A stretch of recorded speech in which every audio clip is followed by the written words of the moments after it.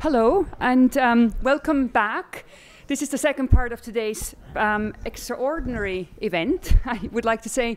If you don't have space to sit down and would like to, I encourage you to use our bark room.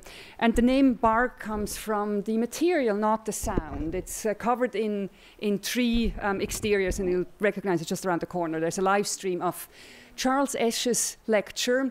We are thrilled and delighted and deeply honored to have Charles with us. He has been a presence in, I think, the United States without necessarily being here often enough, but has his thinking and his curatorial approach, the way he works with a collection, the way he works with a team, the way he considers all aspects that go into curating, which include friendship and relationships with your staff, but also anything from the board of trustees down to the labels, has been influential, deeply important for many of us in any form of art organization, whether it is one of those roving hubs that we heard about today, or whether it's an institution such as a major established institution like MoMA. So thank you very much, Charles, for being here. And Anne, will you say a few words? Very informal as the Scottish person in the room, which I have to acknowledge. So for me, this is, of course, a real personal joy, because we did know each other way back in Glasgow when we were super young, and it was really fantastic. And I've visited your museum, I've visited your Van Abbe Museum, and I think for me, one of the most important things that you do is you actually stay in an institution long enough to actually implement substantial institutional change. So I think that displays a certain level of commitment and passion, as well as stubbornness, which I really admire, in terms of like making something happen. So for all of those reasons, as well as all of the ones that Karen mentioned, as well as the work you're doing in the Sao Paulo Biennial, which of course is also collaborative in nature, so it speaks to this program, I'm just absolutely thrilled personally to have you here. So welcome. Thank you.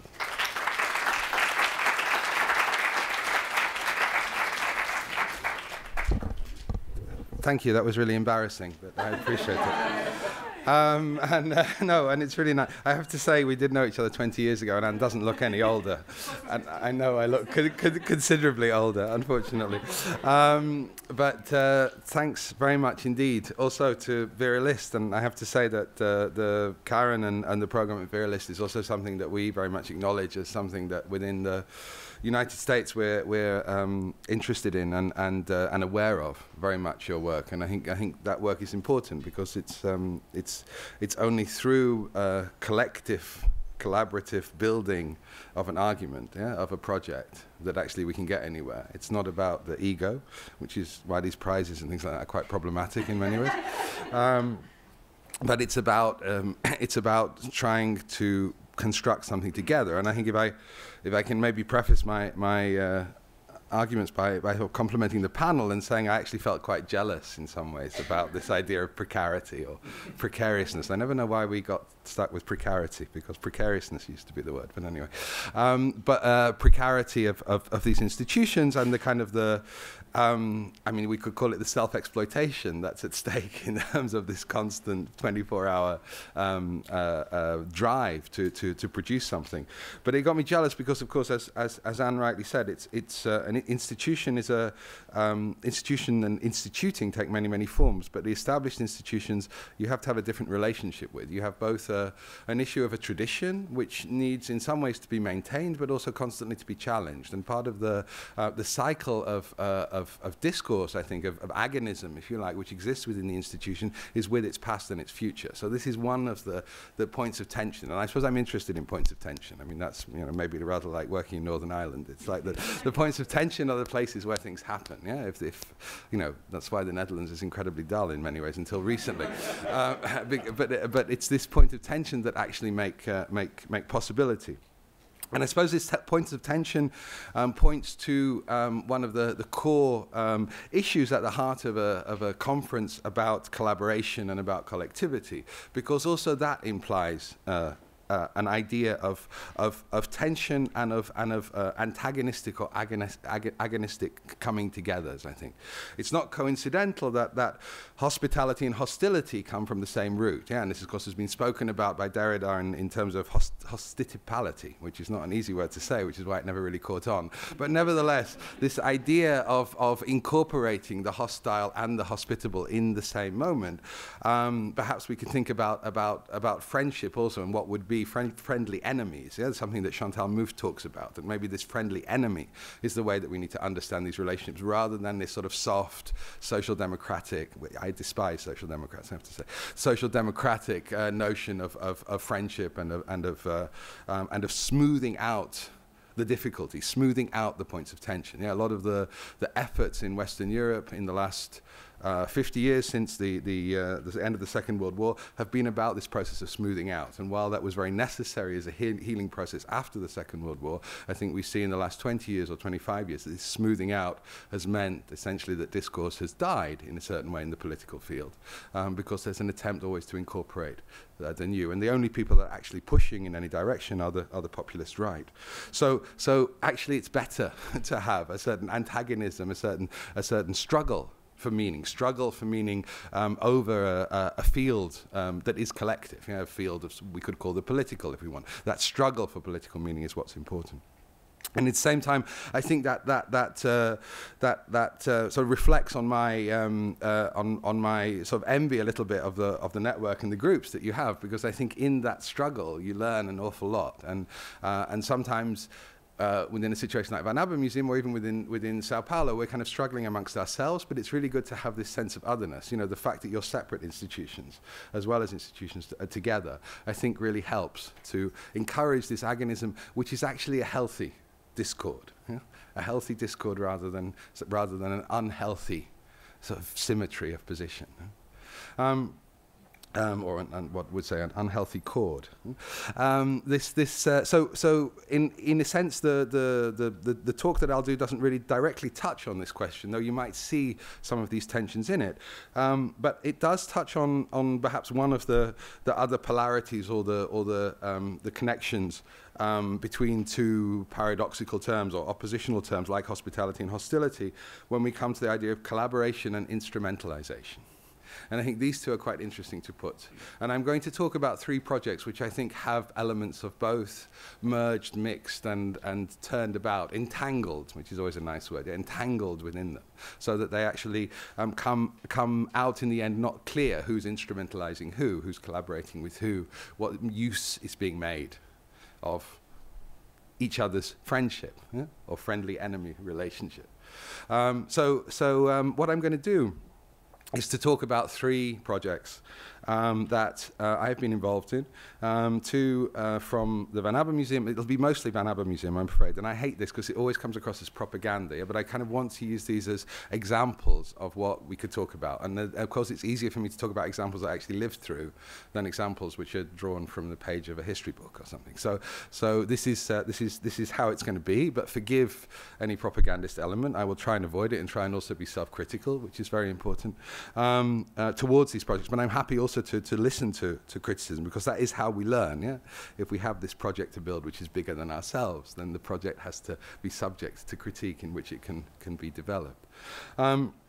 I'm going to talk about a project between the Van Abbe Museum and Superflex, which could be said to be the initiative of the museum, which could be instrumentalizing the artist or collaborating with the artist, or the artist group in this case. I'm going to talk about a project with the Van Abbe Museum and Li Mu, a Chinese artist, which in its origin perhaps is related more to the artist instrumentalizing the museum, but then obviously this mutual abuse and use starts to unfold as soon as the project starts to go.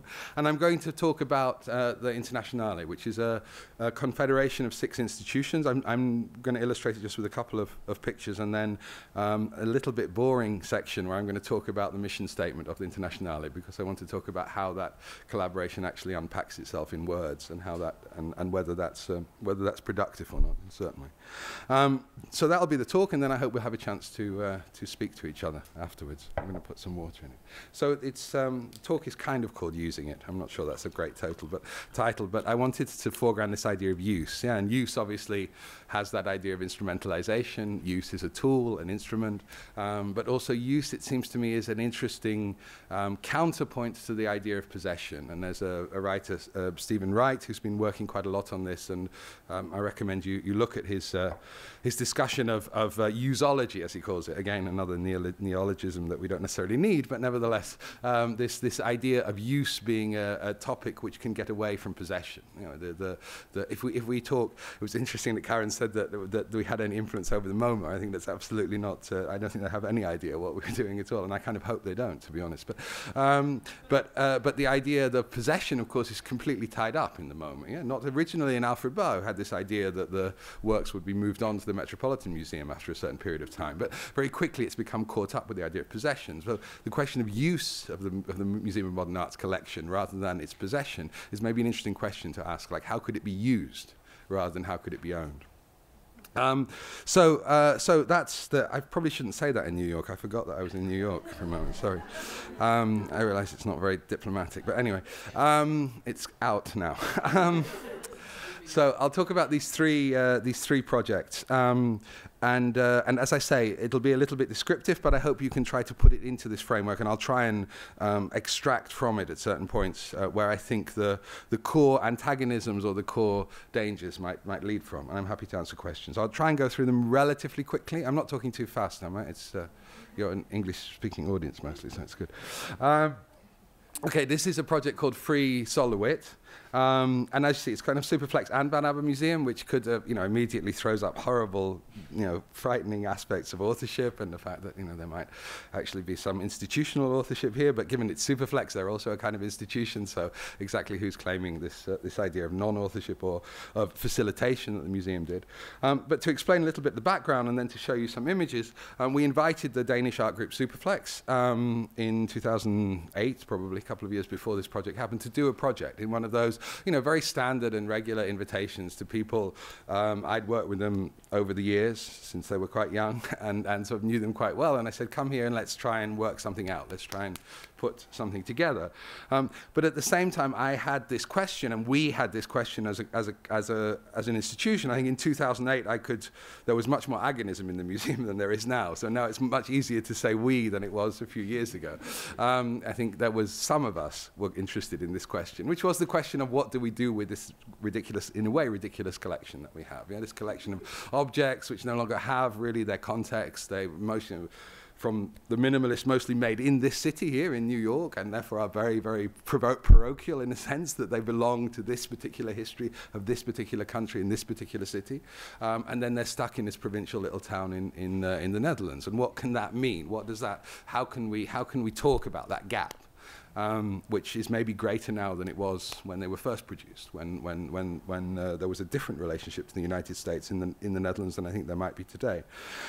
So this question of what to do with this collection, and at the time I wouldn't have said how to use it, but now I would say how to use it, was very much uppermost in my mind. So the openness of the invitation was not altogether open. Or to what extent was it? If Superflex had gone off in another direction, then, and you never know how these things happen. That's where friendship and friendly enemies maybe relate.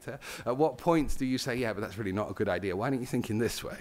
And then in thinking in that way, something develops, which is then influenced very much by the institutional framework. And I think form content, we're also speaking about that in some way, that this relationship is one which is a negotiation and which has this sort of hostility built into it.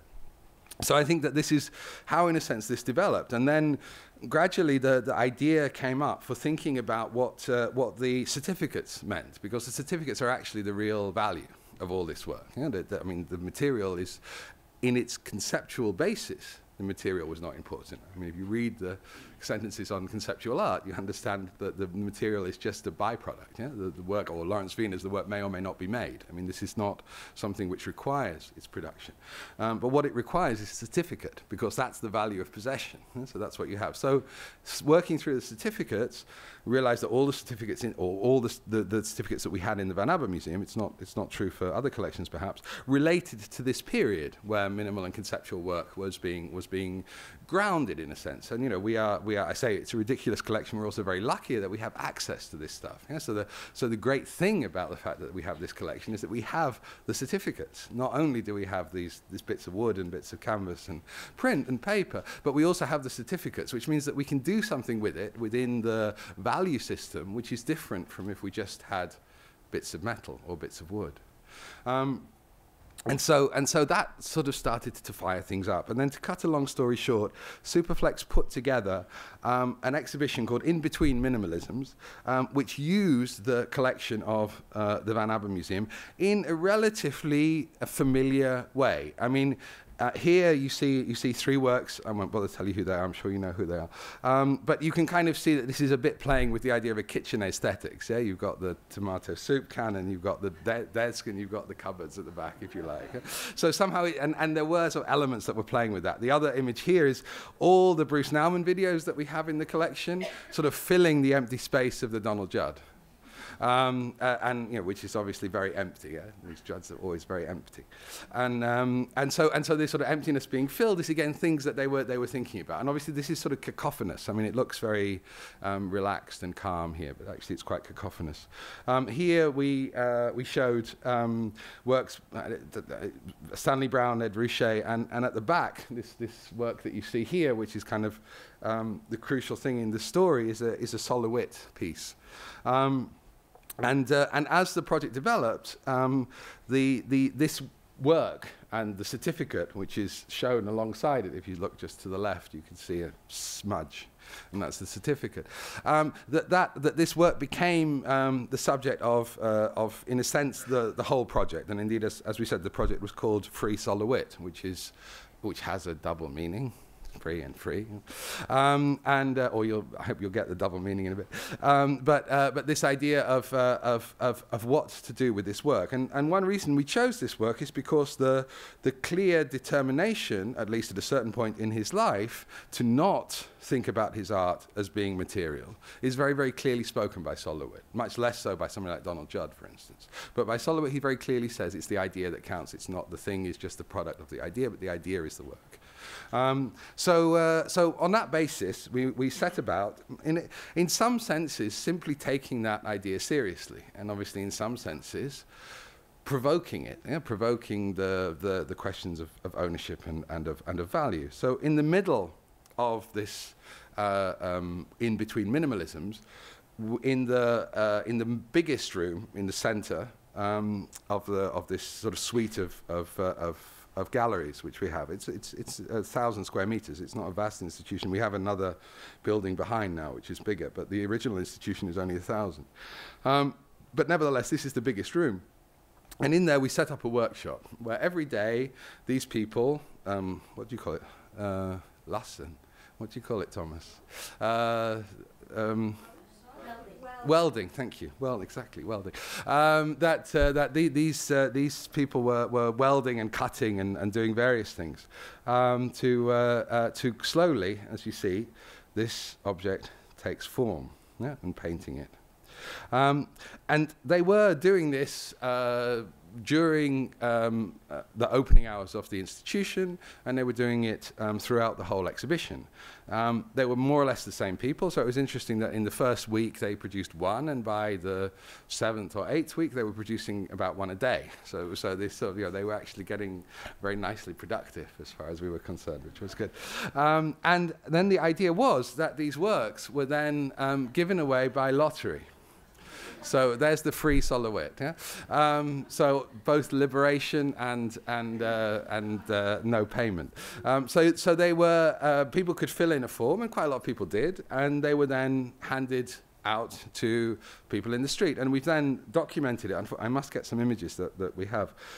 What happened to these works after they went, and I'll come back to this because it will reflect in the second project.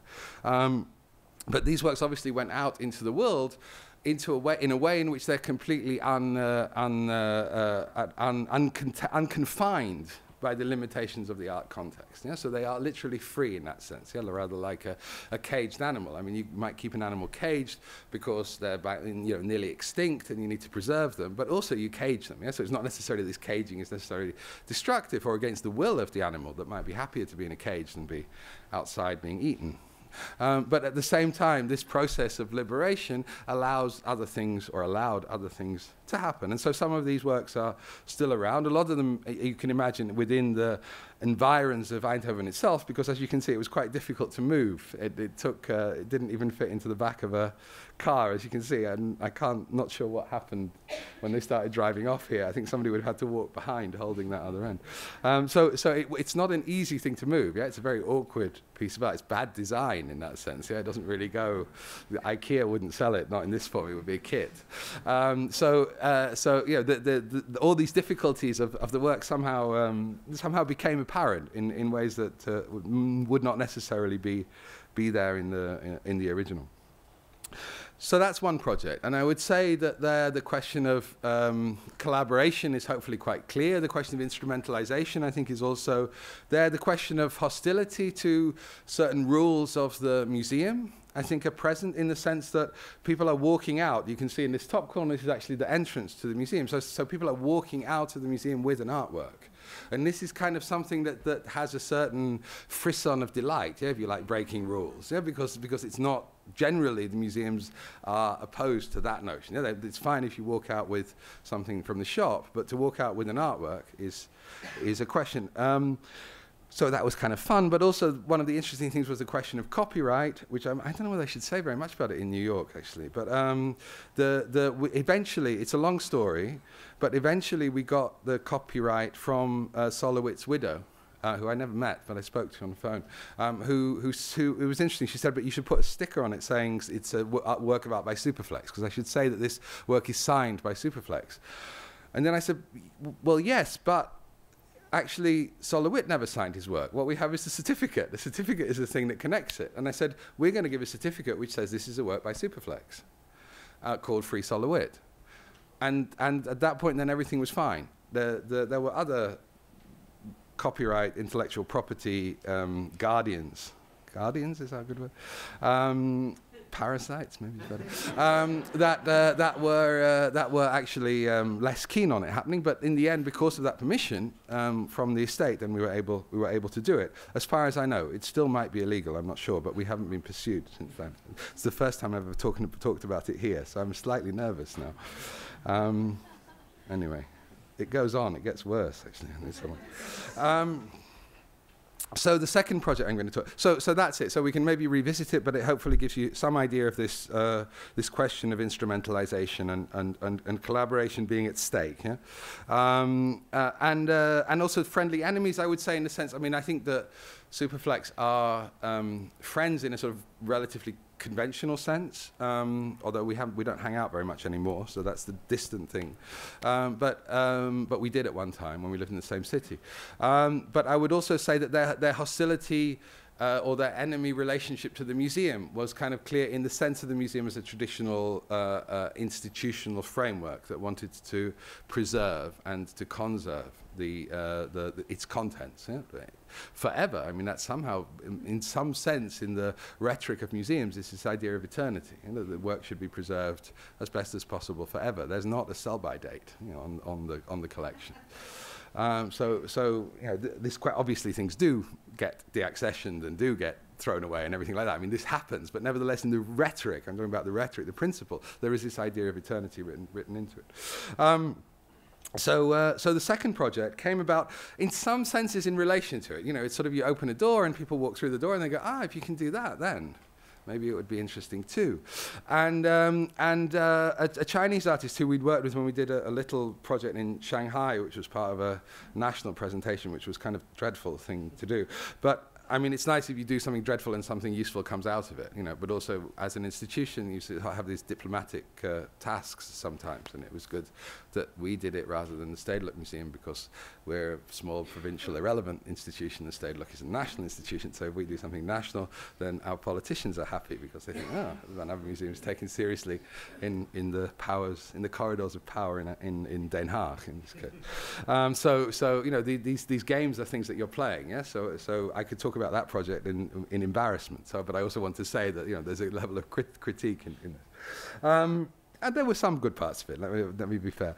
But what it came about is that Li Mu worked with us, literally worked with us as an artist. He became a Van Abbe Museum worker, which was very smart and sort of instrumentalizing us to some way, because of course he got paid Dutch wage levels, which was actually considerably higher than Chinese wage levels. So this was also a kind of smart move from his part. But also he took part in the technical preparation of the exhibition, in the what do we call it? The mediation, the guiding, the guarding. I mean, it's at this level, yeah, that he was working at, not at the curatorial level, at the level of a you know, wage slave level, essentially, in the same way that other people are technicians and are guards, and as a result of that, we got to know him, and so as a result of that, he came to Van Abbe Museum, and gradually this idea developed of taking the Van Abbe Museum back to his home village. Now, there's going to be, I think, some coverage or some stuff about this project eventually. It's a slow burn project, but I think it has a certain interest, because he took it back to a village of 1,000 people. Now, a village of 1,000 people in China is, if you compare it with the Netherlands, is really small. Yeah? So it's like a village of 50 people in the Netherlands. I don't know, I can't do the American equivalent, but it's probably less, yeah, given that there's 1.2 billion Chinese, so 1,000 is small. And it's his home village. He has blood relations with quite a number of them, so there's a direct family relationship with the villagers, but also, and obviously, a close relationship with everybody. More or less, he knows everybody now. And he always was asking what was this gap between the knowledge that he had when he went away to college in Shanghai, and he got a knowledge of the West, through its art, but then of its ideology and of its culture in that wider sense, and what it meant to this village, what it meant to his mother and his father, what it meant to his sister, what was the nature of this relationship that he could negotiate. And there are a number of interviews with him where he talks precisely about what it was to go back and to talk to his father, who thought initially that he'd failed because he'd come back to the village. The idea was once you go, you don't come back. So to come back is to fail. But when he started to bring people eventually who came to the village from outside, then the whole thing flipped, because rather than him going away into the world was starting to come to Zhujiang, which was this sort of, you know, basically the first foreigners, as he tells it, whether it's true or not, the first non-Chinese to be in the village came through this project. So what was the project? Let me run it through quickly and show you. So this is the village. You see it has a river running through it. And it's an interesting village because it's actually going to be destroyed in a year. So in 2016, so now it's a year and a half. In 2016, it will make way for a big wide road, and this village will be destroyed, and people will be displaced and will be given better houses, and so all the artworks that you'll see here are actually going to be destroyed, and whether they'll be recreated or not will be another question. So it's very much a sort of moment where this village can somehow not think about its own preservation, because it knows that that's already determined, but think about what it can do in these past years. What he started to propose was that works from the Van Abbe Museum collection could go to the village, or rather that copies of works from the Van Abbe Museum could go to the village, or rather copies of things that resembled works from the Van Abbe Museum could go to the village. And because gradually, through this process of moving from the one layer to the other, from literally shipping it out, and again I have to say, okay, instrumentally I wasn't keen on that, because we'd done a project called Picasso in Palestine, which involved all that and was a lot of work, and to take it to this Chinese, it felt like, I mean, why would you want to do that? You know, it's like it's already done. Otherwise we become the museum museum that lends out work to strange parts of the world, which is not really. I mean, it would, it's like having a holiday or something. I mean, organising your own holidays around it. Let's do it in, I don't know where you would, in Indonesia, because the weather's good. So definitely the point was not to try and develop that line of thinking.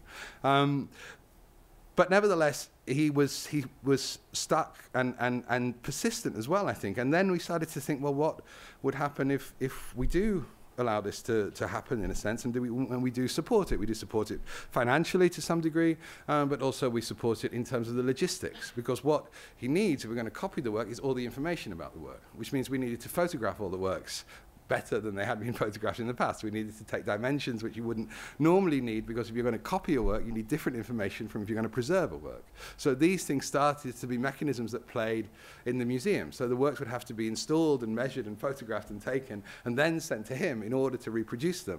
And then he would reproduce them in ways that bore, in some cases, not so much relationship to what we had originally produced. So this sort of tension between the precision and then the remanufacture of it. So this is a nice example. I'll run through a few examples. This is one where we have these Daniel Buren, a series of paintings, early paintings from the late 60s and early 70s, well, up to the later 70s, on canvas stripes. Buren, I mean, signature stuff.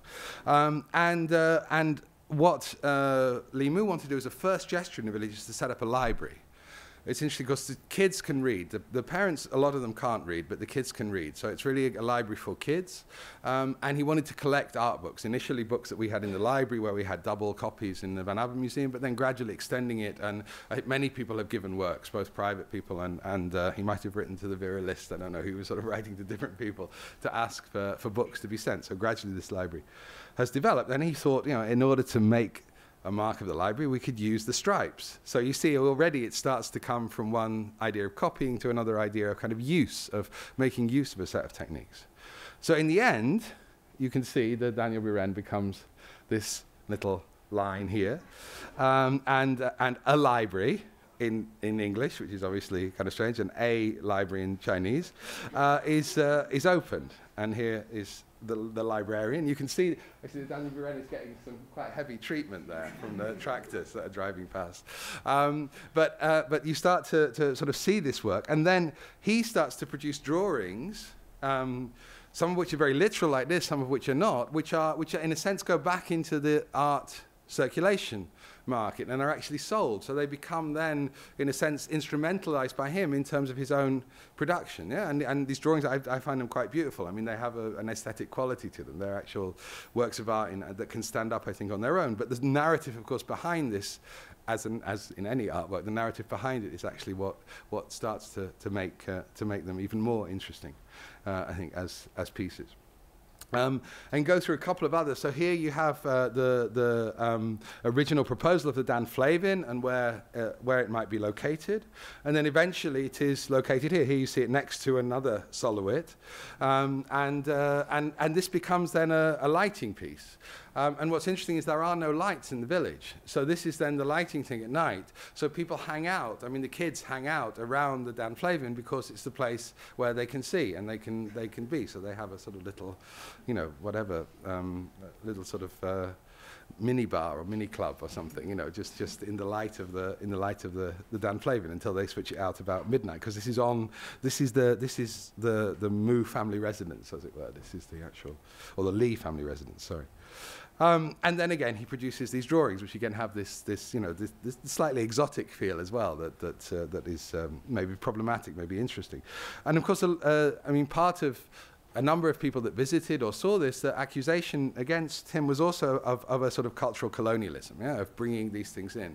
And he never really answered that question at all, and I wouldn't want to answer it. He said that it could be, but many people who've been there realize that the villages themselves are not really completely victims. This was the idea, that they would somehow then have to adapt themselves to, and their behavior to, the works of art. But as you'll see, this one, which reminds us, of course, and is very deliberately included in it, this by now famous work of solowit, because it's been around and done things, this work became another one of the subjects of it. And what happens is it gets shown in a very sort of traditional way. But again, he made a number of copies, so there are more copies of the solowit that are proliferating around the world, and they start to get used like this, which is really nice, or they start getting used like this for bird cages. So in a sense, this idea of cultural colonialism becomes a kind of entanglement, yeah, in which the who's colonizing who in this image, yeah, who's making use of who, what are the relationships of use and of instrumentalization and of collaboration, because we can see it also in all sorts of terms, I think, that are going on here, and how angry would an artist be for whom the idea was the point and not the final material representation? Like, what are the stakes that are involved in this? And what are the stakes are involved for the legacy of solowit? For me, it does feel like this work becomes more famous, the more, and in a sense, the value of the solowit. I mean, I wouldn't know how to test it, but the value of the solowit in the Van Abbe Museum kind of should potentially at least increase, which would be good for the arts statistics or whatever, as this becomes more used or more present.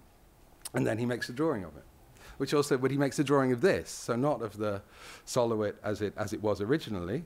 Here you even see a sort of a slight mirror of the Superflex project in one of his drawings, which seems to almost recall, I haven't spoken to him about it, but it seems to recall the Superflex idea back into, call it back into the project in Zhujiang. And finally, fortunately, we have the Mao's of Andy Warhol, which is kind of nice because Mao's image is obviously quite strong, but also not unproblematic in China. And here they are presented in the street, and it's actually the point where you come into the village. So Mao sort of greets you, but of course some people are outraged that you have this blue-faced Mao. I mean, there have been complaints and worries that some of the villagers who were watching these being printed, and of course we had to make really high definition photographs of this.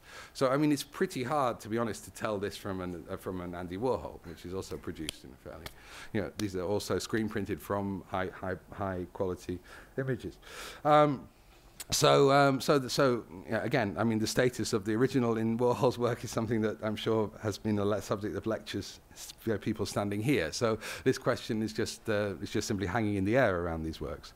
But also you see it sort of comes back. This is a part of the library space, and you see it sort of comes back on the monitor there. So this Mao starts to proliferate in different forms because they had the digital images. And he then, again, makes this drawing of them, which brings them back. And this one I like as a drawing. I think it gives you sort of an idea of some of the context for it. This is actually Marina Abramovich and Ulay. I don't this is when Marina Abramovich was interesting. It was a long time ago. And they are sort of leaning back against each other with the bow and arrow between them. And it's a really great work. And it's in the shop, and it's in the shop where usually the television is that's playing CCTV or whatever, the Chinese channels, but now it's playing these works, and again it becomes a sort of gathering point. Actually, if you go all the way back in the slides, you'll see this shop in one of the images. Shall I show you that very quickly? It's kind of nice to see it. There it is.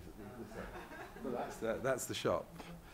Okay, so the final one, but I intended to talk longer than this, and I'll try and keep it short, is to talk about institutions instrumentalizing or collaborating themselves, being hospitable and hostile towards each other within themselves. So now the artist is completely removed, and we're just all together. And to be honest, sometimes it's much less interesting. I have to say that you realize why artists are kind of important at certain moments. And at least, sometimes the tendency is, which is we desperately try to avoid, to become bureaucratic. It feels like immediately institutions come together. I don't know whether you experience that. Immediately the question is, let's set up a meta-institution, which is an institution of institutions, which could then organize everything. And of course, this meta-institution never implies that there'll be less administration at the other levels. It just implies more. And then you're suddenly in the logic of the European Union, which is a logic that nobody wants to exist in, I can assure you. But it's a logic of endless regulations, regardless of purpose. So we're desperately trying to avoid that, but also it's hard to find another language to talk about it, and we have to try and talk about projects, which I'll mention. But we also tried to write a mission statement, and I'm going to go through this, I think, relatively quickly, but just to give you an idea of some of the points, we could discuss this a lot, so that's why I'm just going to start it. So there are three main issues in the mission statement. It's slightly longer than this. I've shortened it, but it's still, as I said, this is the boring bit because it's just it's just words. But it talks about a different institutionalism, a common heritage, and a shared ethics without a bold S. There's no reason for that. Except I think the version I had, we hadn't put, we had a shared ethic because it was written by a Dutch person. So anyway, but there's no reason for the S. It's not that ethics are, very different from ethic, because ethic doesn't really exist, does it? Anyway, a different institutionalism, a common heritage, a shared ethics. These are the three key topics that we wanted to try and talk about. And I think these things are contentious, but they try and make a claim for what internationality is, which is a collaboration between these organizations, all European organizations, except SALT has a little foot in Asia, in Ankara, but essentially all European organizations, and representing, I suppose, in some ways, states or countries that are slightly inferior in their relationship to the European Union than the core, of France and Germany, which essentially is the alliance that has held the peace for the last 70 years, and for which we should be grateful, if nothing else, for that. So these are all institutions that either have been very quickly instrumentalized, like ourselves in Antwerp, by being part of the originally Benelux, which was the sort of forerunner to some extent of the European Union, the small European Union that started in the 50s, or later additions like Spain recovering from fascism, Ljubljana collapsing after communism, I would say, and Istanbul and Ankara also, in a sense, recovering from the fascism and military coups and still dealing very much with that, as indeed you could say Madrid and Eindhoven and Antwerp and Ljubljana and Barcelona are all dealing with that very issue all over again, because we're going back to the 1930s in many respects. So this is the group. So you imagine that it's how do we try and not be hierarchical? All these institutions are run by directors, and all the directors have different relationships to their teams, some of which I would say are more hierarchical than others. And so how do we organize this and structure it so that the building of a collective notion of the institution can start, ideally even at the public level, but certainly at the level of the people who are working there? What it needs is a lot of airline tickets for a start. Yeah? It needs you to be able to move around this space, because you have to encounter people. Of course, there's Skype and Google Hangout and endless versions of the same thing. But actually, the important thing is this encounter physically together. And we were lucky enough to get some money from this institution called the European Union in order to facilitate that meeting. So how can we get these meetings together, and then how can we empower people that are working in the curatorial, in the security, in the administration, in these different levels, to not only learn from each other, but see whether there can be synergies. Synergies which can, on one level, allow best practice to dominate within the institutions, on one level learning from each other so that we can get better than the best institution, but actually can develop. On another level, of course, think about the intelligent use of resources, which sounds a very neoliberal term for cuts, which it is. But it's also not, because it's also about, if we want to use our collections, if we want to use our institutions, then it's good to try and divert as much as money away from the necessity of providing the basic public service, whether this is the way that things are catalogued and represented in collections on the internet platforms and things like that, whether it's the way conservation is done, whether it's certain contracts or certain media attention that you try to drag. All these things can be done together in ways that are actually more efficient. I mean, of course, the global corporate world knows this extremely well. That's why there's endless takeovers and mergers and things like that. Yeah? But there's not a whole series of lawyers and hedge fund managers who are gaining from this yet, although they probably would find a way if they could. So this sort of coming together of the institutions produces these kind of discussions. How do we bring them together? At the same level, it tries to produce, and this has then been a top-down effort that needs now to be profoundly entangled with the bottom-up development. It tries to produce a series of positions, of points of reference and points of departure through which we could make decisions. Yeah? So we needed something to say, why do we do this and not that? And that something had to be something that was written down. It had to be something which was close to a description of an ideological position, yeah? Even though I'm in the country which is not allowed to say that. Most countries aren't allowed to say that at the moment. It's not only America. But you know, how could you define those things and then see whether they worked? And so this is a sort of working ideology. Yeah? It's an idea, it's supple, temporal ideology, but nevertheless with an idea that it should be a foundational document that can be worked on and improved, sort of amendments, I suppose, in that way that those foundational documents function. So the Internationale claims that art and its institutions have the power to question and challenge their own specific systems. This is partly what we've been talking about, I think, as well as the formal structures of institutions in general, and to be an appropriate platform for the discussion of a renewed social contract. I'm not going to gloss that. If you have any questions, then do so. It intends to rehearse new protocols. We're always wary of the word new, but it got in there. New protocols, maybe to rehearse protocols and provide new decentered models that transcend the bureaucratic and self-referential structure of cultural institutions, even though we were constantly falling into that bureaucratic self-referential structure in our discussions. It seeks to promote transparency and horizontal collaboration with social agents that share competence and responsibility in defining cultural projects with the member institutions. And it's very important, this last point. It means that essentially Internationale is working with a small institution in England like Grisdale. It is working with universities. It could very conceivably work with institutions that we heard about, that I jealously heard about earlier today. Because the point is that it's not about, or it shouldn't be about a kind of power grab. Yeah, I mean, of course, that's going to be one element that it's going to sound like. I don't see how it's avoidable, though, of course, our power is very different from the brand institutions like the Guggenheim and things like that. But nevertheless, we do have that relative to, say, the group of people who are here, and we acknowledge that. So how do we work that out? I think we have to be able and open to the challenges from below that could unseat us, yeah, or could at least disturb the otherwise perhaps very boring context of a group of directors of more or less the same generation talking to each other endlessly about how you bureaucratize things. Yeah? So that has to come from inside, from the not necessarily younger, but the differently thinking people within each of the organizations, but it also has to come from outside. The second one, Internationale, represents an internationalist model of the contemporary heritage. And of course, Internationale, International in French, Internationale in Dutch, and in all other languages, it's differently pronounced, but it remains the same, is a reference to an old song that people used to sing in days gone by.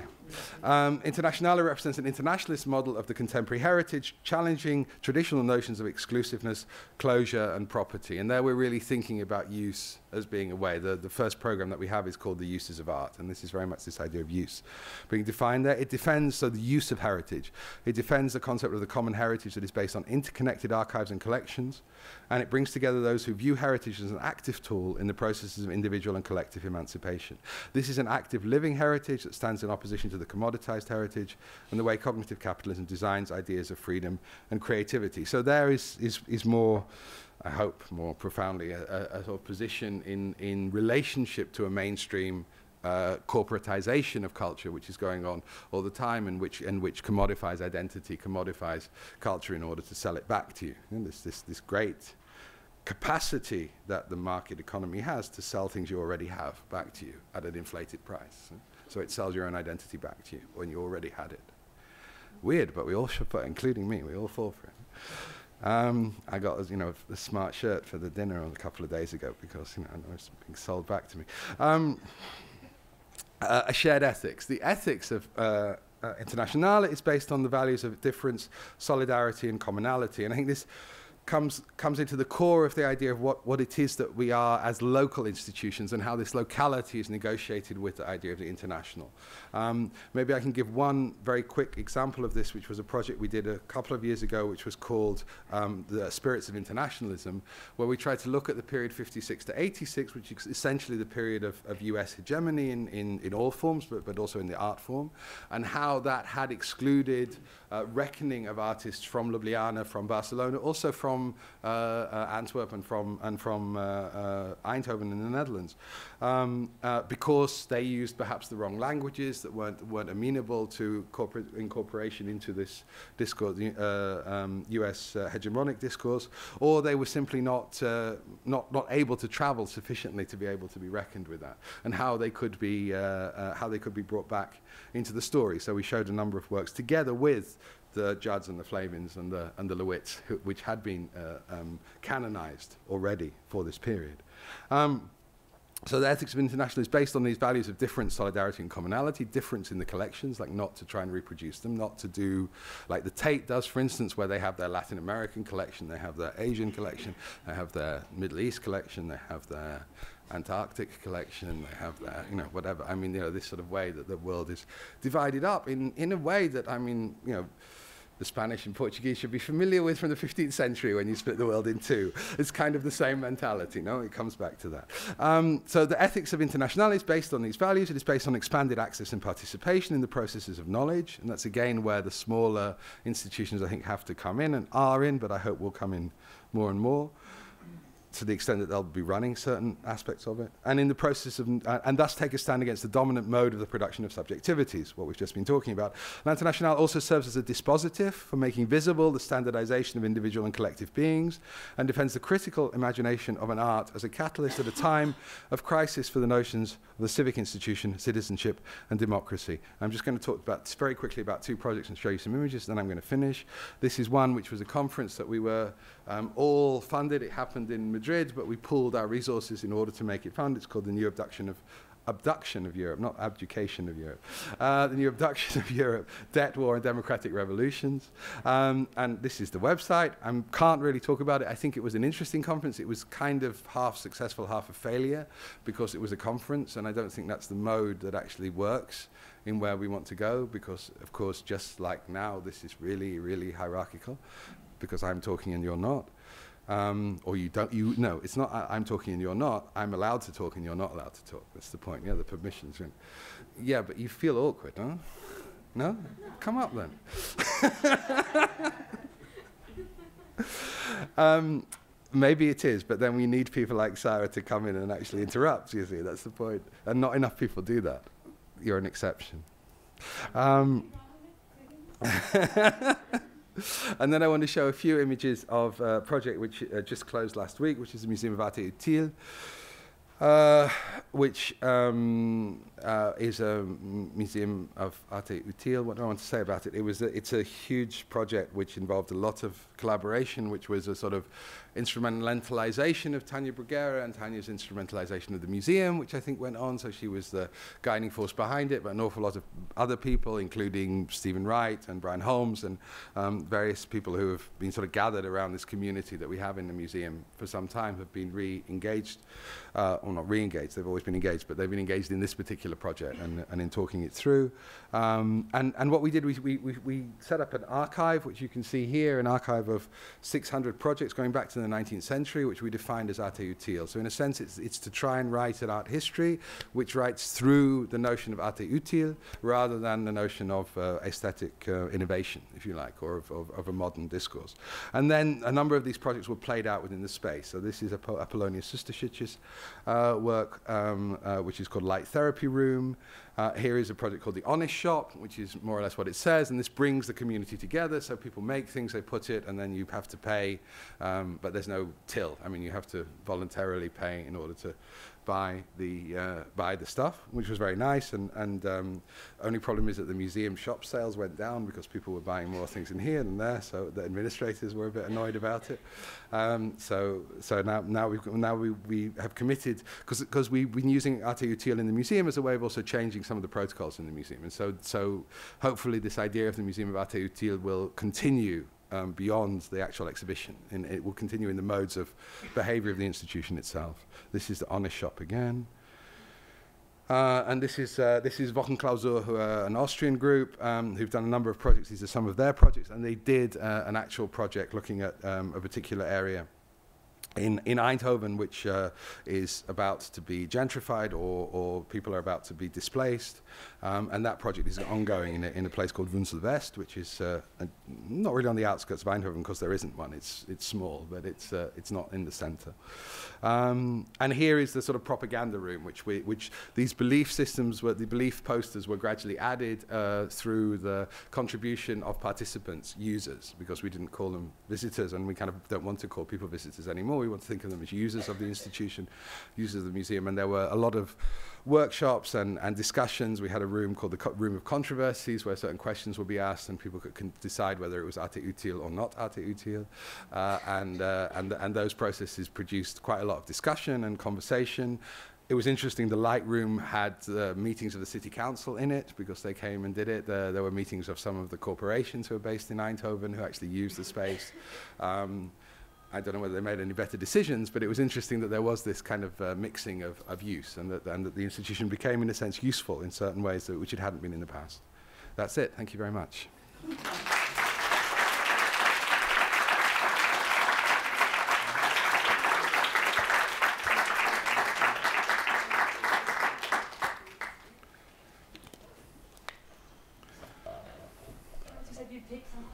Oh, yeah, no, I mean, it's a bit late, but I mean, if anybody wants to ask anything.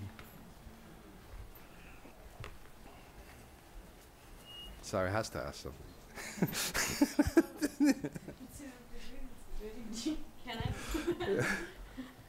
Thank you very much. This was fantastic. I have a super short question in relation to l'Internazionale, the boring part, the mission. In relation both to the name and the kind of language that it uses, which is very like poised language, it's almost political and so on. And so I'm wondering, the choice of language as a form and the choice of the name and the communication as a strategy, who is it really, I mean, who, if you could just elaborate on why it's so formal and who does it address? Because I think we're trying to talk to politicians at the moment. So that's primarily very that, no? simply, and I think it's not in a language that they understand necessarily, but a language that they respect. Mm-hmm. Yeah. And I think that we have to talk. I had a conversation with Barroso, who's the head of, or was, he's gone now, unfortunately. The head of, well, unfortunately, it's another question, but unfortunately because I met him and then he'd gone, and now I have to try and get in relation with the other one. But with the head of the European Commission, which is meant to be our president, like Obama somehow, but nobody knows who he is. You see, that's the problem with the European Union. But he's president of the Commission, and so I mean, in those terms, this language has to speak to people like that a bit, because we have to play on that level. Out of necessity, but what we want to try and do is have it all, you know, to play on that level, but also see how we can structure a bottom down. And that's difficult, and a lot of the tensions are around how you can do that. But I think that at the moment it seems important, if this is actually to shift, it means a shift in the functional description of what a museum is within the European Union. It means to allow us to do something else than what we do now. It means different licenses from within the system, because at the moment the system is still governed by the nation states. And if we become something else, then we need a different legal structure in order to survive. And that's going to be tough. But we've got money until 2017 to do it, and then in 2017. In some ways, Manolo said in a meeting recently, he said, in 2017 it'll start. You know, that's kind of how we're thinking about it. But this initial document is one that will be subject to constant rewriting, not really amendments. So it's not it's not been signed as the Declaration of Independence has. But it's subject, as a digital document always is, to constant revision. So it might be that the language might change exactly in response to those questions. But at the moment, this has been targeted at that political discourse and politicians.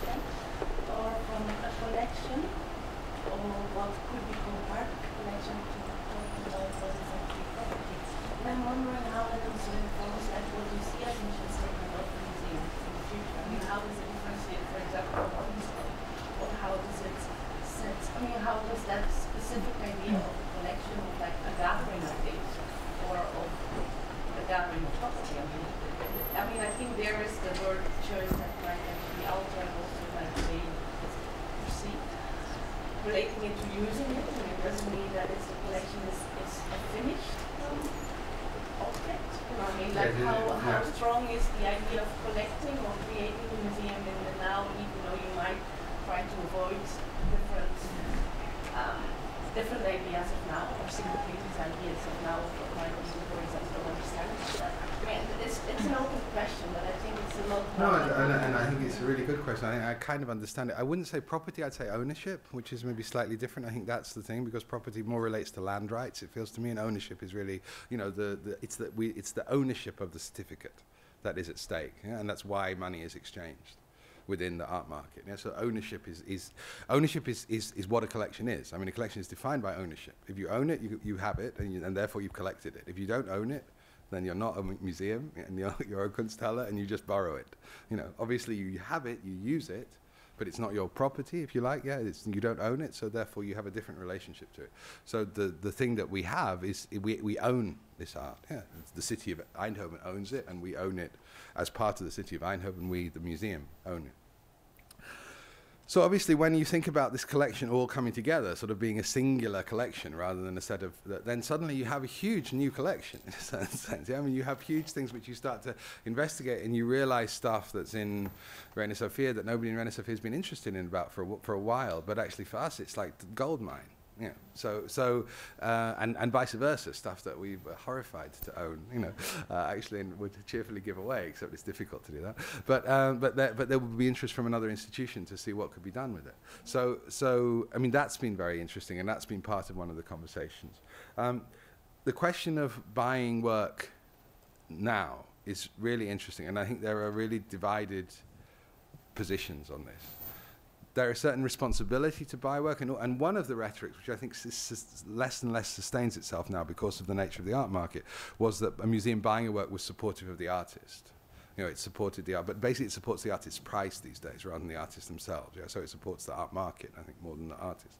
So, so one of the questions is, what does that mean? Because I think this older notion of supporting the artist still survives, but it feels as though it's not necessarily in conflict, but it feels it has an extra layer, which is this support of and relationship to the art market itself. The extent to which, I mean, I don't think any of our museums actually affect the art market, but maybe collectively we might, but certainly some of the bigger museums, I think, do. I don't really know much about the art market, to be honest, and I don't quite understand its mechanisms, but they seem to relate to hedge fund and investment and futures trading and things like that. So to what extent you want to be involved in that futures trading game is a question that we have, and I think we have different views on it. Most of the institutions, in fact all the institutions, including Van Abbe, are buying things. What we're looking at is what it would mean to buy things together, so shared ownership. And a lot of the stuff that we've bought recently has been in collaboration with other museums, other institutions. So recently we have a show by Hito Stijl, and we bought 4 films, I think, together with the Stedelijk Museum in Amsterdam. So not within this network, but within another, well, not within a network, with a relationship with a single other institution. And I hope that that might be a way in which we could also discuss things. Then the other question would be, for instance, there are some works that we have 2 versions of.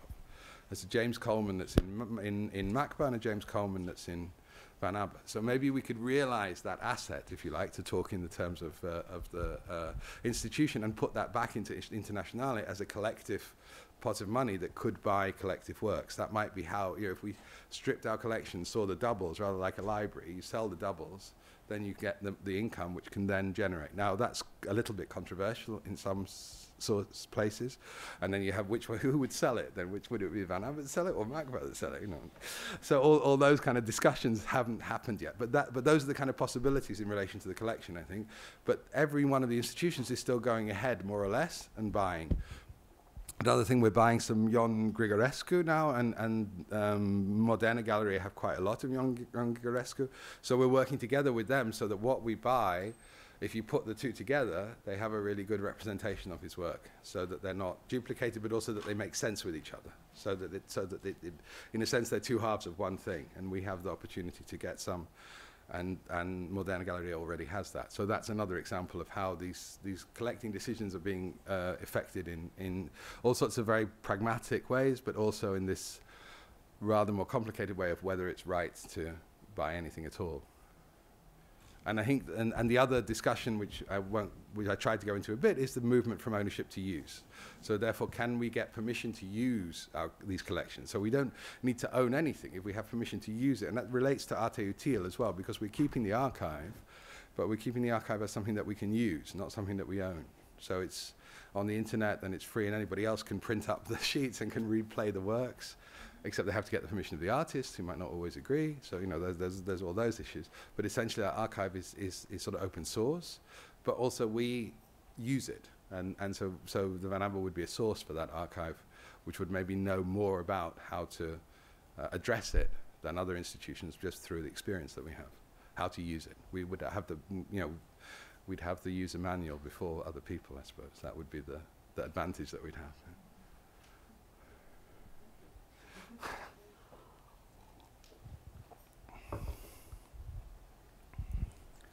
Just to follow from that question, I think I read that as part of this project, there was also an archive of performance materials that was being used, or that you guys were thinking about using more as an archive and not kind of reinscribing the documentation into the erratic artwork circulation. And I was curious if you could talk a little bit more about that as well, because that seems like something that happens with the solowit this maybe taking stuff out of the erratic so that it becomes more useful again, or can circulate. Yeah, I mean, I think the aura is interesting because you know, I suspect that the aura of the original solowit is actually increased by this whole process, so that's another issue.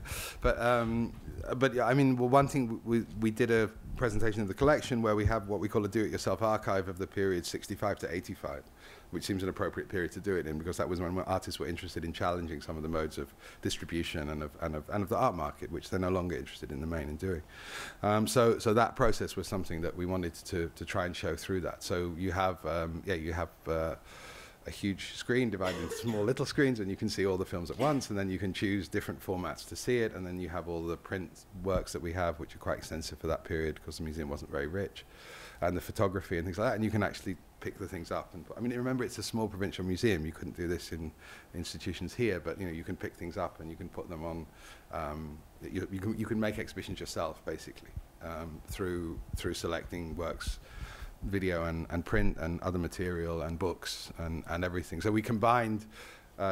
Traditionally, there was a separation between the archive and the collection, and this is a complete combination of those two. So they still exist at some virtual level in the databases as being separate because they have separate numbers and things. But in terms of the experience of it, there's no difference between a James Lee Byers book and a Ian Hamilton Finlay print and a Marina Abramovich and Ulay video.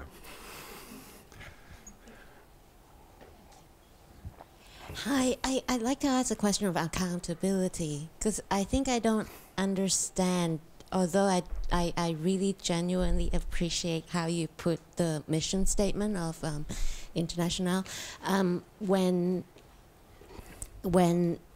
when something becomes international, then how can you avoid being self-referential, which is a statement that you made in the mission statement? Yeah, but I mean, the fact that you mentioned democratic institutions. But we're not universal. No, I mean, we're 6 institutions. So the reference would be to within the 6 institutions. So I don't think we're self-referencing internationally, because as you say, then we'd be needing to be off-planet in order to understand. You know, we'd need an alien force in order to understand that. So I agree with you. It was if I said that, it was a slip of the tongue. What I meant is the idea that the Van Abel Museum is often accused, to some extent rightly, of being self-referential, in the sense that we look at what we have and we kind of build out of that, whereas other institutions would want to grow. And this can sometimes make it enclosed, and I think we always struggle against that. Yeah, but the critique is, depending on where it's coming from, it's unfair or it's fair, but it's valid. And I think that's written into this. So it shouldn't be that Internationale becomes about the relationship between the 6 of us. It should be about our relationship to this bigger project, the project of art, which is a project we to some extent don't have anymore. I was thinking the other day that, in a sense, Alfred Barr defined the project of modern art, and it was completely successful. So successful that it's been completely normalized. So therefore, there's no modern art project anymore. But then what is the project that we contribute to now? And I think that's the question that we need to ask. And that would be to avoid self-referentiality, because the tendency, because of the fulfillment of Barr's desire, and it's not only Barr, it's also Alexander Dorner and various other people, but the fulfillment of the desire of modern art means that there isn't a reference outside of the individual institution or the individual person, in a sense, that might be a project for art. And I suppose that's what I was trying to mention briefly in the talk I did about this prize thing, and also what I think we're referencing there with the idea of self-referential, because that's the tendency. Once you don't have an external project, then you tend to look inwards for motivation. Okay, I think if nobody has any more questions, I just want to thank you very, very much for such a fantastic talk. Thank you very much. Thank you.